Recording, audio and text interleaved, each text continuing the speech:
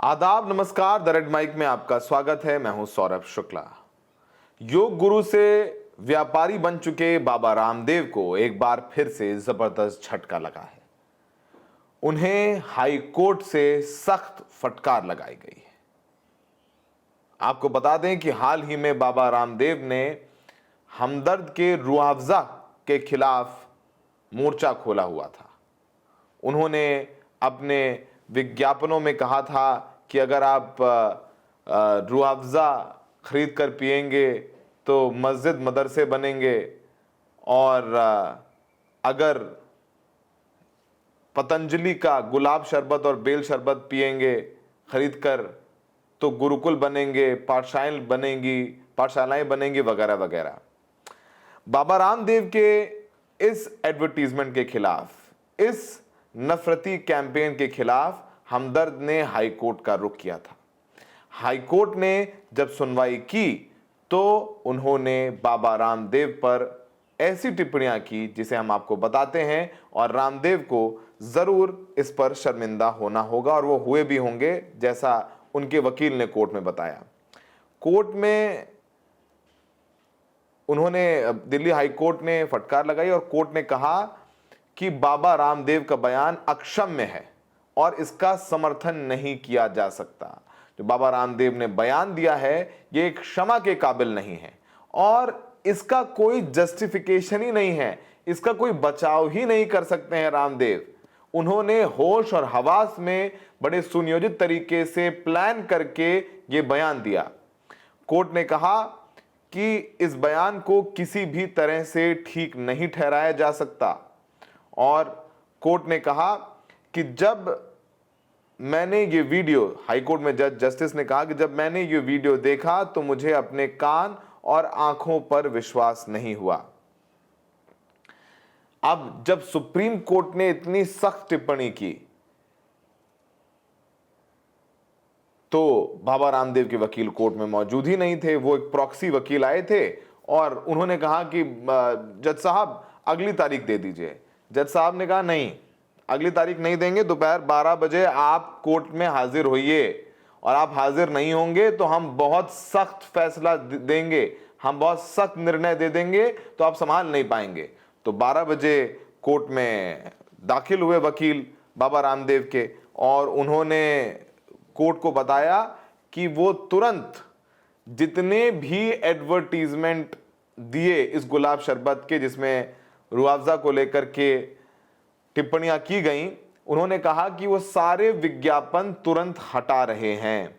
और कोर्ट में उन्होंने कहा कि वीडियो भी हटा रहे हैं, विज्ञापन भी हटा रहे हैं। इस पर कोर्ट ने कहा कि आप हटाइए और एफिडेविट में हमें लिख करके दीजिए कि आपने ये सारे विज्ञापन हटा लिए हैं और आप दोबारा ऐसी टिप्पणी नहीं करेंगे।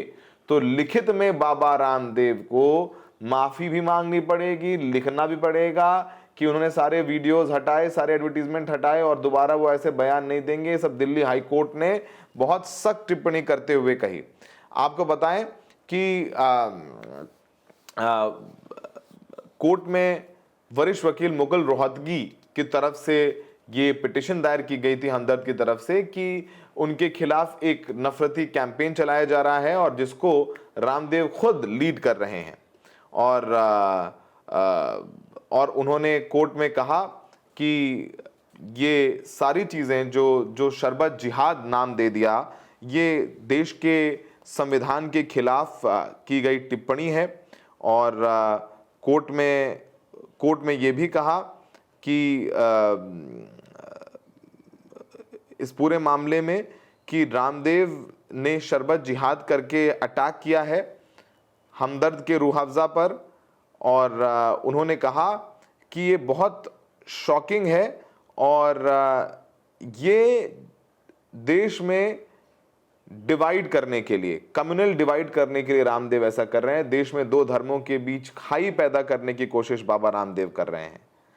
He said that Ramdev's remarks is akin to a hate speech. Ramdev के बयान हेट स्पीच की तरह हैं। ये सारी बातें कोर्ट में मुकुल रोहतगी की तरफ से कही गई, और उन्होंने कहा कि रुआवजा और हमदर्द पर, चूंकि इसके जो मालिक हैं वो मुसलमान हैं, इसलिए उन पर हमला किया जा रहा है।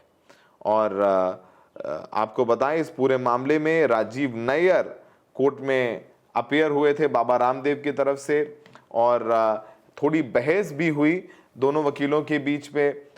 रामदेव के वकील ने कहा कि कृपया निष्पक्षता का फायदा ना उठाएं। हमदर्द के वकील ने कहा कि इस बयान को हटाया जाना चाहिए, जब से हमने मुकदमा दायर किया है तब से कुछ और भी आ गया है, रुक नहीं रहे हैं। हमने मुकदमा दायर किया तो और आप ऐसे जो एडवर्टीजमेंट्स हैं वो जारी कर रहे हैं। रामदेव के वकील ने कहा कि वो इसे हमें दे सकते हैं, ये किसी और प्लेटफॉर्म की कहानी है, जो कुछ भी मेरे नियंत्रण में है उसे हटा दिया जाएगा। प्रिंट या वीडियो में सभी विवादित विज्ञापन हटा दिए जाएंगे और उचित रूप में बदल दिए जाएंगे।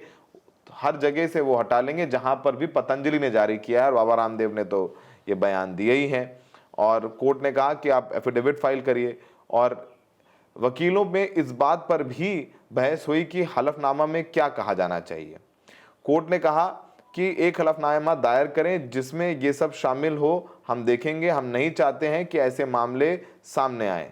कोर्ट ने कहा कि 5 दिन में आप हलफनामा दायर करिए और 1 मई को ये केस वापस सुना जाएगा। अब अगर ये लग रहा है कि बात यहीं तक खत्म हो जाएगी तो बिल्कुल खत्म नहीं होने वाली है। कोर्ट ने ये भी कह दिया है कि हमने जब ये बयान देखा तो हमें अपने आंखों और कानों पर विश्वास नहीं हुआ, ये अक्षम्य है, ये इसने हमें झकझोर कर रख दिया है जिस तरीके से रामदेव ने ये बयान दिया है। कोर्ट ने कहा कि ये अक्षम्य है, शरबत जिहाद आप कैसे कह सकते हैं, इसका तो कोई डिफेंस ही नहीं हो सकता है। कोर्ट ने इस बात पर भी वकीलों में ये चर्चा भी हुई कोर्ट में कि ये जो टिप्पणी की गई है रामदेव की तरफ से, इस पे लिखित माफ़ी भी मांगी जाए। तो हलफनामा तो दायर करना ही होगा। और कोर्ट ने यह भी कहा कि इस बयान को बिल्कुल भी जायज़ नहीं ठहराया जा सकता। मुकुल रोहतगी ने कहा कि इस पर सज़ा होनी चाहिए, ये हेट स्पीच के दायरे में आता है ये बयान, और ये बयान धार्मिक आधार पर समाज को बांटने वाला है। और उन्होंने कहा कि ये बाबा रामदेव का बयान सिर्फ रूह अफ़ज़ा की छवि को धूमिल करने तक सीमित नहीं है, बल्कि इससे कहीं आगे जाकर के सांप्रदायिक विभाजन पैदा करने वाला मामला भी बनता है।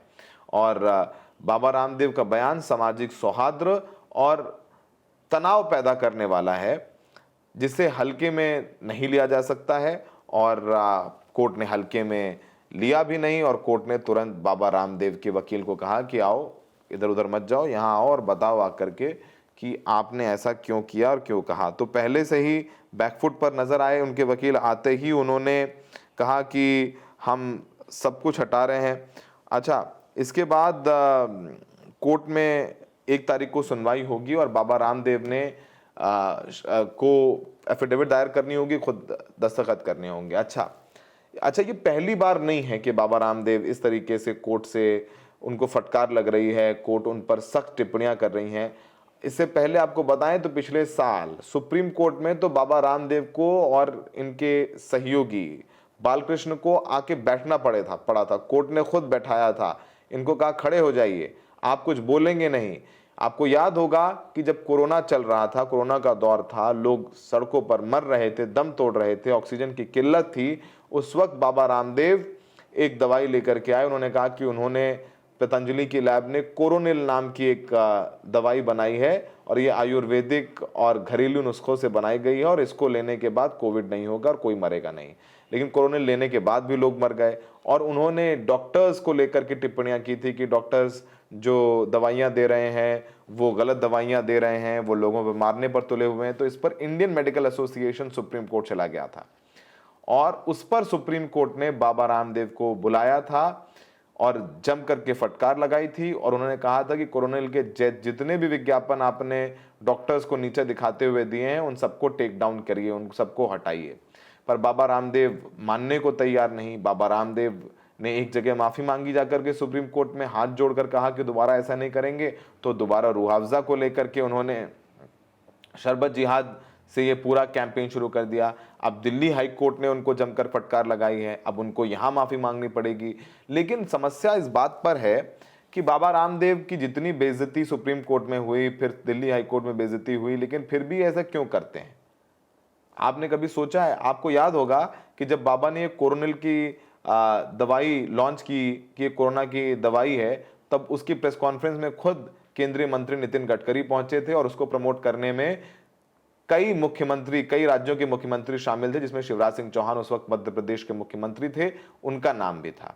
तो दरअसल बाबा रामदेव ये बयान इसलिए दे देते हैं बार बार डांट खाने के बाद भी, क्योंकि उनको एक सरकार का समर्थन है, उनके पीछे एक पूरी मशीनरी है जो उनके इन बयानों को प्रमोट करती है। बाबा रामदेव जो एक वक्त काला धन वापस लाने के लिए दिल्ली के रामलीला मैदान में आंदोलन कर रहे थे, उनके उस समय के बयान वायरल हैं कि सरकार बदली तो 30 रुपए में पेट्रोल मिलेगा और काला धन वापस आ जाएगा। वो सब कुछ तो खैर नहीं हुआ, लेकिन बाबा रामदेव जो उस वक्त योग छोड़ करके राजनीति की चुस्की ले रहे थे और देश में परिवर्तन की आंधी में अपना योगदान दे रहे थे, वो परिवर्तन तो हुआ, लेकिन उसके बाद बाबा रामदेव के एसेट्स में, बाबा रामदेव के अकाउंट्स में पैसों की भी भरमार हुई। पतंजलि देखते देखते बढ़ता गया, पैसा आता गया। अच्छी बात है, अगर देश में लीगल तरीके से पैसा कमाया जाए तो कोई प्रॉब्लम नहीं है, लेकिन पैसा कमाने के लिए जिस तरीके से बाबा रामदेव दूसरे प्रोफेशंस को नीचा दिखाते हैं, दूसरों के ब्रांड्स को नीचा दिखाते हैं, और इस बार तो उन्होंने शरबत जिहाद करके पूरी हदें ही पार कर दी थी। अच्छा हुआ कि दिल्ली हाई कोर्ट ने इतनी सख्त टिप्पणियां की हैं, उनको हलफनामा भी देना पड़ेगा, उनको कहना पड़ेगा कि दोबारा ये सब बयान नहीं देंगे, लेकिन जब तक बाबा रामदेव को सजा नहीं होती शायद ये मानेंगे नहीं। अगर उनको सजा दी जाए तो ही जा करके, क्योंकि अभी वो डॉक्टर साहब बोले तो इस बार मुआवजा में बोले, कल किसी और बात पे लेकर के आ जाएंगे, तो ये रुकने वाला कहीं नहीं है। तो अब 1 मई को अगली सुनवाई है और देखते हैं कि सुनवाई में दिल्ली हाई कोर्ट क्या फैसला देता है। क्या रामदेव को कोई सजा या किसी प्रकार का जुर्माना भी लगाया जाएगा? ये देखना काफी दिलचस्प होगा। हमें देखने के लिए बहुत बहुत शुक्रिया।